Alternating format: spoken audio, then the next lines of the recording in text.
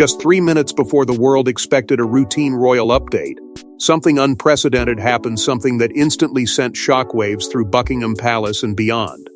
A decision so bold, so symbolic, that even senior royals were reportedly left speechless.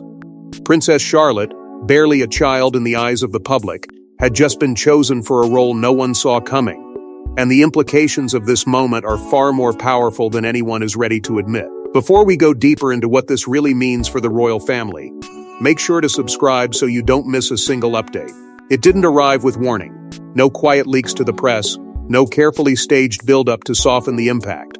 Just a single, controlled announcement that landed like a thunderclap in the most tightly guarded institution in the world. Within seconds, the calm rhythm of palace life fractured into urgency. Conversations that had been measured and composed suddenly became sharp, hushed, and frantic. Staff members who had spent years mastering stillness were now caught in a rare moment of visible uncertainty, exchanging glances that carried more questions than answers. Because this wasn't just another ceremonial update, it was a disruption. At the center of it all was a decision that on the surface seemed simple. Princess Charlotte would carry Catherine's crown at the coronation. But beneath that simplicity was a weight that could not be ignored. This was not a symbolic gesture designed merely to charm the public or create a fleeting moment of warmth. This was a break from expectation, from tradition, from the quiet, unwritten rules that had governed royal ceremonies for generations. Roles like this were never assigned lightly, and certainly not to someone so young without reason. And that reason, whatever it was, had clearly been guarded with absolute precision. Inside the palace, reactions unfolded in layers. There was the immediate shock, the kind that freezes a room for just a second too long. Then came the whispers, low, urgent, impossible to fully contain. Questions began to surface, though none were spoken too loudly.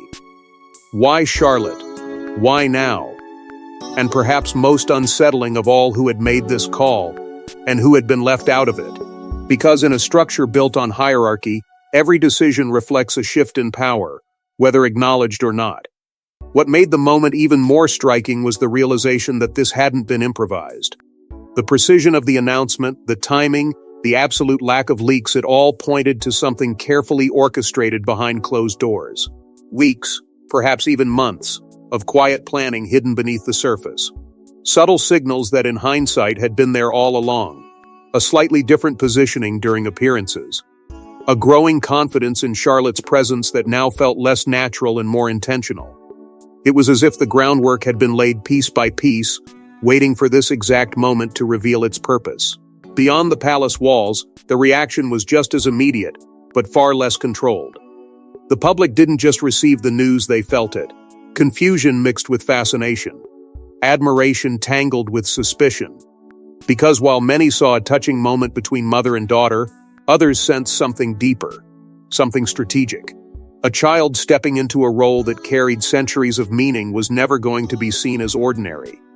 And the more people thought about it, the more the questions grew louder. But perhaps the most powerful element of all was the emotional undercurrent running beneath everything.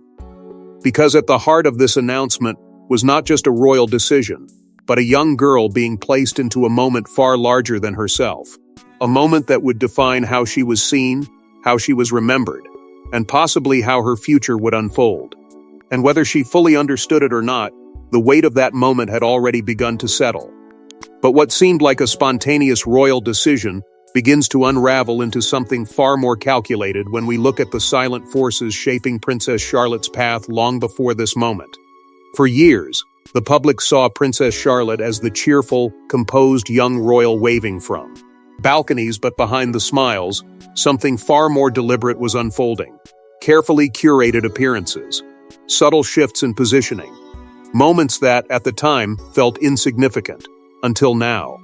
Because when you trace the pattern backward, it begins to look less like coincidence, and more like preparation for a role that was always meant to be hers.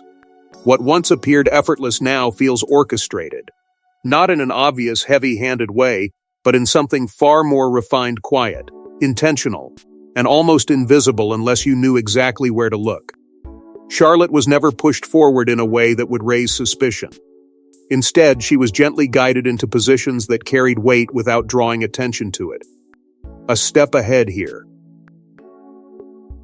A slightly longer presence there, the kind of subtle elevation that doesn't announce itself, but slowly reshapes perception over time. And the more those moments are revisited, the harder it becomes to dismiss them as chance. At the center of this quiet evolution was Catherine. Not as a figure of authority imposing direction, but as something far more influential, a steady, watchful force, shaping Charlotte's presence with precision and care. There was an ease in Charlotte's confidence that felt unusual, almost as if she had been taught not just how to appear composed, but how to embody it. Every gesture, every reaction, every measured response carried a sense of awareness that seemed far beyond her years. And while it was easy to attribute that to upbringing, there was a growing sense that something deeper was at play, something intentional. There were moments, small and fleeting, where Charlotte seemed to take center focus without being explicitly placed there. Not by chance, but by design so subtle it barely registered at the time. Standing slightly ahead. Holding attention just a second longer. Meeting the moment with a calm that felt almost instinctive.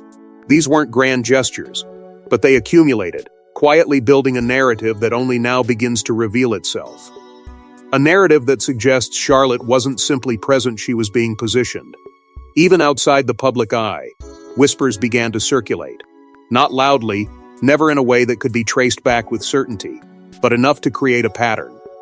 Mentions of special attention. Observations that Charlotte's development was being guided with unusual focus. Nothing official. Nothing confirmed. But in an environment where very little happens without intention, even the faintest suggestion carries weight. And those suggestions, when viewed together, begin to form something difficult to ignore. What made it even more compelling was the emotional dynamic between Catherine and Charlotte. This wasn't just mentorship disguised as motherhood, it felt more layered, more profound. There was trust there, but also expectation. A quiet understanding that passed between them, unspoken but undeniable. Catherine wasn't simply raising a daughter. She was preparing someone. Not in a way that stripped away innocence, but in a way that slowly introduced responsibility, piece by piece, until it became second nature. And perhaps the most striking detail of all is how naturally it all unfolded. There was no resistance, no visible strain. Charlotte didn't appear overwhelmed or uncertain.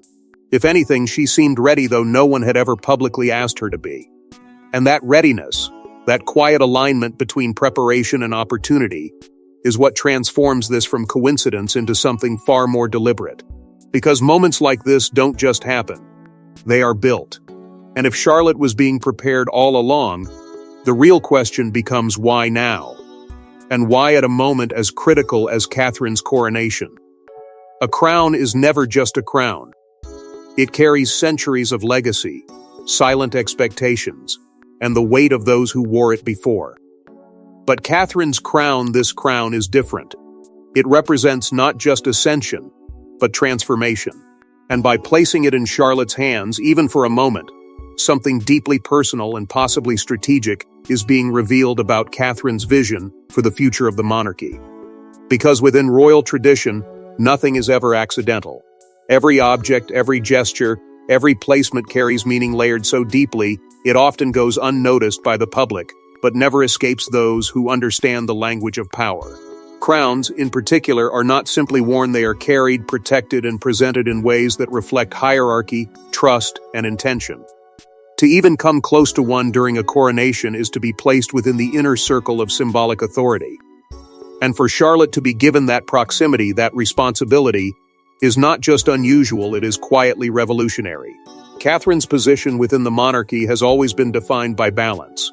She stands between two worlds, one rooted in rigid tradition and the other demanding evolution.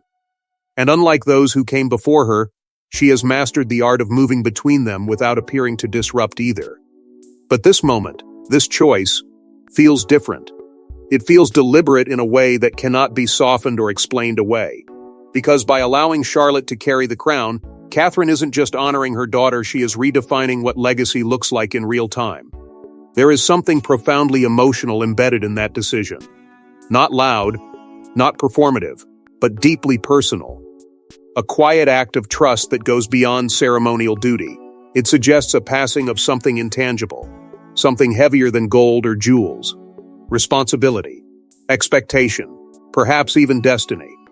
And while the world may interpret it as a touching gesture between mother and child, those who look closer can sense the weight behind it, the kind of weight that is never placed lightly. But emotion alone does not explain the precision of this moment. Because within the monarchy, symbolism is strategy, and strategy is rarely revealed without purpose. This act, simple on the surface, begins to feel like a message once you strip away its softness. A message about continuity, about control, about shaping the future before it has a chance to shape itself. It raises questions that cannot be easily answered. Who is this really for? The public? The institution? Or those within the palace who understand exactly what this signals? And then there is the idea of transition, not in the sense of immediate change, but in something far more subtle. A quiet shift of focus, a gentle redirection of attention toward the next generation, introduced not through declaration, but through symbolism. Charlotte doesn't just carry the crown, she becomes part of its story. Even if only for a moment, that moment is enough to alter perception, to plant an idea that will continue to grow long after the ceremony ends. Hidden within all of this are the power dynamics that no one openly discusses. Because every elevation, no matter how symbolic, creates imbalance somewhere else. And while the act itself appears graceful, almost effortless, its implications ripple outward in ways that are far less controlled.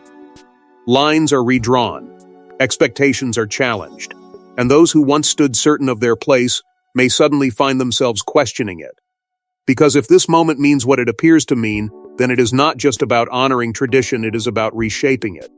And reshaping something as old and as guarded as the monarchy is never without consequence. But while the public focused on the symbolism, insiders began noticing something else entirely: the reactions of those who were not expecting to be sidelined. Behind the polished smiles and carefully timed appearances, something wasn't right. A shift in energy, a tension you could almost feel through the screen. Because for every bold decision in the royal family, there are those who gain power and those who quietly lose it. And Princess Charlotte's unexpected role may have just triggered a silent conflict that the palace will never publicly acknowledge. At first, it was easy to miss. The announcement had been delivered with the usual composure, wrapped in the familiar tone of royal certainty. But beneath that surface, something fractured. Not openly, not in a way that would invite scrutiny, but in fleeting reactions, in pauses that lasted just a fraction too long, in expressions that didn't fully align with the moment. The kind of details that vanish quickly, unless you're paying close attention. And those who were paying attention began to notice that not everyone received this decision the same way. There were subtle signs of surprise, not the pleasant kind, but the kind that disrupts expectation. A tightening of posture, a hesitation before acknowledgement.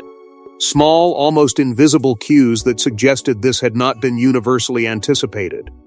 Because in a structure as controlled as the monarchy, major decisions rarely catch its inner circle off guard. And yet, this one seemed to do exactly that, which raises an uncomfortable possibility: someone, somewhere, had been left out of the conversation. That absence of consensus is where tension begins to grow, quietly, but persistently. Because this decision didn't just introduce a new role for Charlotte, it disrupted a sequence that many believed was already understood.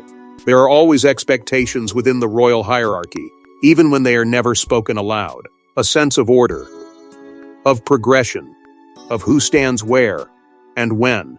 And by shifting that order, even symbolically, something deeper was unsettled. Unspoken rivalries, long buried beneath duty and discipline, began to surface in subtle ways. Not through open disagreement that would never happen, but through distance, through restraint, through the careful management of reaction. Because in an environment where direct conflict is avoided at all costs, tension finds quieter ways to exist. It lingers, it builds, it reshapes relationships in ways that are never formally acknowledged, but deeply felt. Speculation, of course, followed. It always does. Questions about who might have opposed the decision began to circulate, though never with clear answers. Was there resistance behind closed doors? Were there voices that argued against placing Charlotte in such a visible position? Or was this a move pushed forward despite hesitation, despite disagreement, because its purpose outweighed the discomfort it created? The truth remains hidden, but the presence of tension suggests that this was not a decision made without friction. And then there is the emotional impact, the part no one speaks about, but everyone senses. Because while Charlotte steps forward, others are, by definition, left standing still. Other young royals, other expectations, quietly set aside. Not erased, but overshadowed. And in a system where visibility often translates to significance, even a symbolic shift can carry emotional consequences that ripple far beyond the moment itself. What we are witnessing, whether openly acknowledged or not, is the beginning of a shift. Not dramatic, not immediate, but undeniable. A quiet reordering of presence and perception. The kind of change that doesn't announce itself with force, but gradually becomes impossible to ignore. Because once a line is moved, even slightly, it rarely returns to its original position. And as tensions quietly simmer, one question grows louder: was this truly about Charlotte? Or was it Catherine making a statement no one could ignore? What if this wasn't just about a child carrying a crown? What if it was a message carefully crafted, perfectly timed, and impossible to ignore? Because Catherine has never been one to act without intention.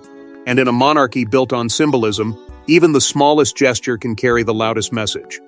The question is, who was she really speaking to? Because when you step back and look at Catherine's journey, a pattern begins to emerge: quiet decisions, subtle shifts, moments that at first seemed gentle but later revealed undeniable impact. She has never relied on confrontation. Instead, she has mastered something far more effective: influence without noise. A carefully chosen appearance, a precisely timed gesture, a calm presence in moments where others might falter. And each of those moments has slowly built an image, not just of stability, but of control. The kind of control that doesn't demand attention, but commands it anyway. This decision, however, feels different. Not louder, but sharper, more intentional. Because placing Charlotte in this role does more than create a touching moment, it reframes the narrative entirely. It shifts focus from the present to the future, from established hierarchy to emerging legacy. And in doing so, it challenges the assumptions that many within the institution have quietly held for years. That power follows a predictable path, that roles are inherited in ways that are understood even if never spoken aloud. But this disrupts that understanding. There is also something deeply personal embedded within it, a statement not just about monarchy, but about motherhood, about trust, about choosing to bring your child into a space that carries immense pressure, and doing so not out of necessity, but intention. Catherine is not simply allowing Charlotte to participate, she is elevating her, placing her in a position that carries both visibility and meaning. And that kind of choice suggests something profound. It suggests belief, not just in Charlotte's ability, but in her place within what comes next. The timing, too, cannot be ignored. Moments like this are never accidental. They are chosen, positioned within a broader context that gives them maximum impact. And right now, the monarchy stands at a delicate point, balancing tradition with the growing demand for relevance, for connection, for something that feels both authentic and forward-looking. By introducing Charlotte in this way, Catherine may be doing more than shaping a single moment. She may be reshaping how the entire institution is perceived. Because perception is power. And in a world where the monarchy is constantly being examined, questioned, and redefined, even a symbolic gesture can shift the narrative. This moment invites the public to see something different, not just continuity, but evolution. Not just duty, but emotion. A glimpse of a future that feels more human, more connected, and perhaps more carefully guided than anyone had realized. And then there are the emotional undertones, the ones that cannot be scripted or staged. Trust placed so openly, protection that exists not by shielding, but by preparing. Empowerment that comes not from words, but from action. Catherine isn't just sending a message outward, she is reinforcing something inward. A bond, a responsibility, a shared understanding that this role, this life, is not something Charlotte will grow into by accident. Which leads to a final, unsettling possibility. That this is not just about symbolism or emotion, or even perception, that beneath all of it lies something more strategic. A quiet consolidation of influence. Not overt, not aggressive, but undeniable. Because in elevating Charlotte, Catherine may also be securing something for herself, a legacy that extends beyond her own role, anchored in the next generation. But if this was a message, then the world's reaction became part of the story, and what followed was something no one in the palace could fully control. Within minutes, the internet exploded. Headlines shifted, opinions clashed, and suddenly, a quiet royal moment turned into a global conversation. Some saw it as inspiring, others questioned its meaning. But one thing was certain: Princess Charlotte was no longer just a young royal. She had become a symbol, and symbols have power far beyond the palace walls. The reaction didn't build slowly, it surged. Platforms lit up with instant commentary, each voice adding fuel to a narrative that was evolving faster than anyone inside the palace could contain. Admiration poured in first, drawn to the image of quiet confidence and unexpected responsibility. But admiration was quickly followed by curiosity, and curiosity by debate, because the moment felt too precise, too meaningful to be dismissed as simple tradition. People weren't just reacting, they were interpreting, analyzing, questioning what it all meant beneath the surface. Media outlets moved just as quickly, reframing the story in real time. What began as a ceremonial update transformed into a headline of deeper significance. Language shifted, tone sharpened. Words like historic, strategic, and symbolic began to dominate the narrative. And with every new interpretation, the story grew more complex. Because the more it was discussed, the clearer it became that this wasn't just about what had happened, it was about what it represented. At the center of it all was Charlotte herself. Her composure, her presence, the way she seemed to carry the weight of the moment without visible hesitation, it captured attention, in a way no one could have fully predicted. People weren't just watching her. They were studying her, trying to understand how someone so young could step into something so significant and appear so ready. And that perception began to reshape how she was seen, not just in that moment, but moving forward. Around the world, emotional responses began to surface, each one reflecting a different perspective on the same event. For some, it was inspiring, a glimpse of strength, of continuity, of something hopeful within an institution often seen as distant. For others, it raised questions about pressure, about expectation, about what it means to place such symbolic weight on someone so young. And in that contrast, the story gained even more momentum. Because when a moment can be seen in completely different ways, it becomes impossible to ignore. New theories began to emerge, each attempting to make sense of what had just unfolded. Some believed this signaled a shift toward a more modern monarchy, one that embraced visibility and emotional connection. Others saw it as a calculated move, a carefully placed step in a much larger strategy. And while no single interpretation dominated, the sheer volume of speculation revealed something undeniable: this moment had opened a door that could not easily be closed. Because once a narrative escapes into the world, it no longer belongs to those who created it. It evolves, it expands, it takes on meanings that were never explicitly stated but feel impossible to dismiss. And in that process, Charlotte's identity began to change. Not officially, not in any declared sense, but in perception. She was no longer just part of the story, she had become central to it.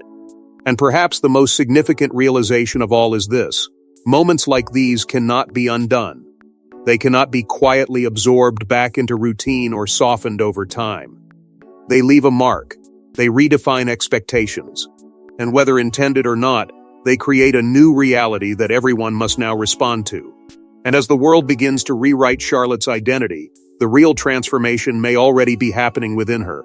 She smiled, she stood tall, she did exactly what was expected of her. But behind that composed exterior is a question no one is asking out loud. What does it feel like to carry the weight of history before you're even old enough to understand it? Because this moment, as powerful as it seems, may be shaping Princess Charlotte in ways the world cannot yet see.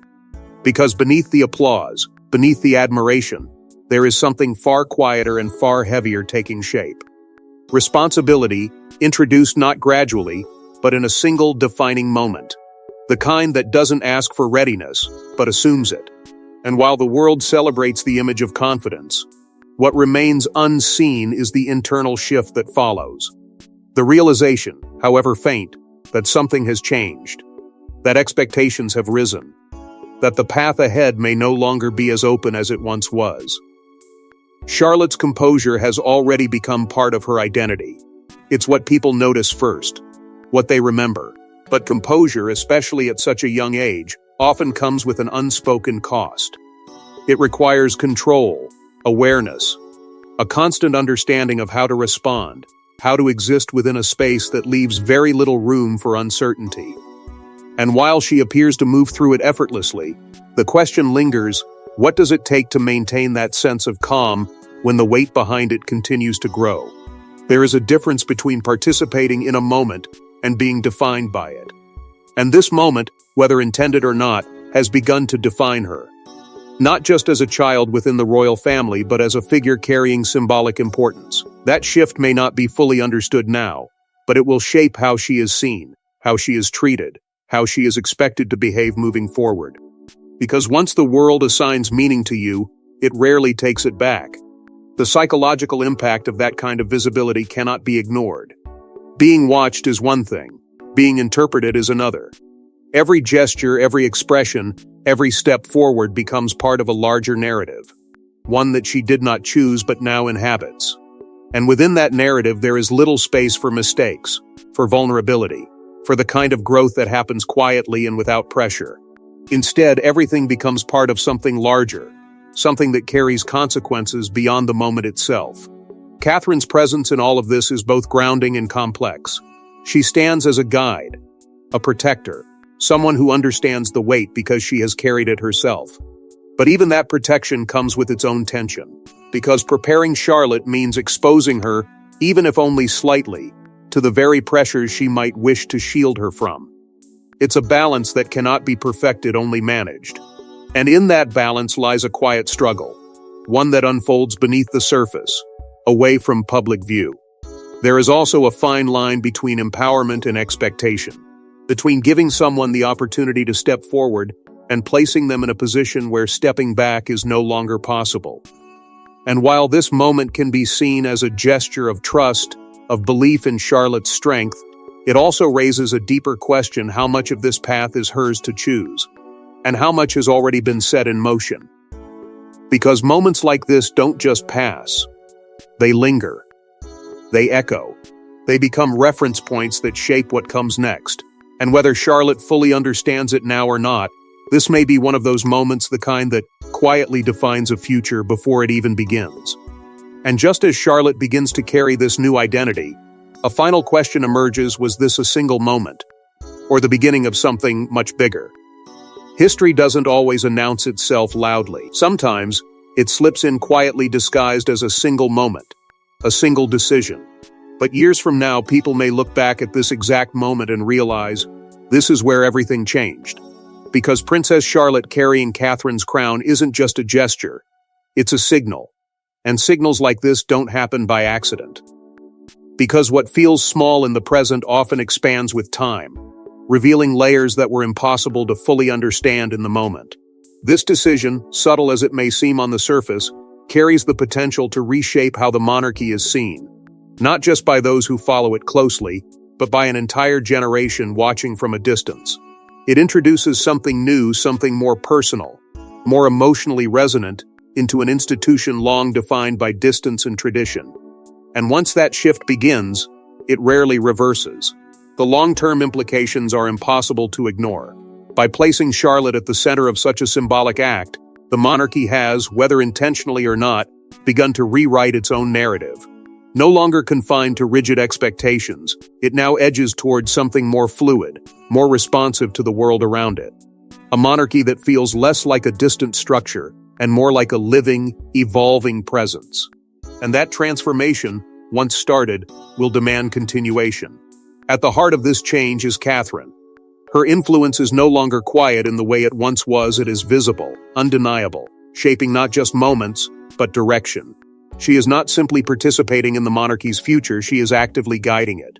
And through Charlotte, that guidance extends forward, creating a continuity that feels both intentional and deeply personal.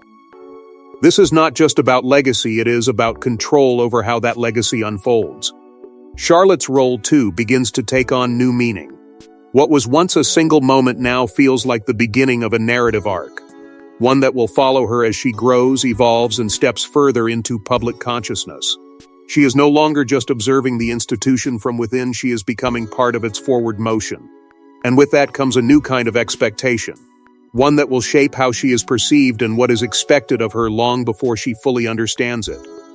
Traditions, once seen as unmovable, now appear more flexible, not broken, not abandoned, but quietly reinterpreted.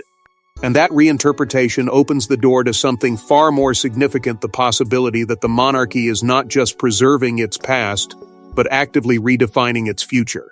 Because when a single decision can shift perception this dramatically, it raises an undeniable question. What else is capable of changing? Beneath it all lies a subtle but powerful shift in dynamics. Influence is no longer confined to where it has always been. It moves, it adapts, it finds new expressions. And in that movement, new centers of gravity begin to form. Not declared, not formalized, but felt. The kind of shift that alters relationships, expectations, and ultimately, power itself. And perhaps the most compelling realization of all is this moment does not stand alone. It connects backward, revealing preparation that had gone unnoticed, and forward, hinting at a transformation that is only just beginning. What we have witnessed is not a conclusion, but an opening, a quiet beginning to something much larger, something that will unfold in ways no one can fully predict yet. Because in the world of royalty, the most powerful moments are never the ones you expect, they're the ones that change everything before you even realize what's happening. Thanks for watching. Please don't forget to like and subscribe, and we will see you in next one.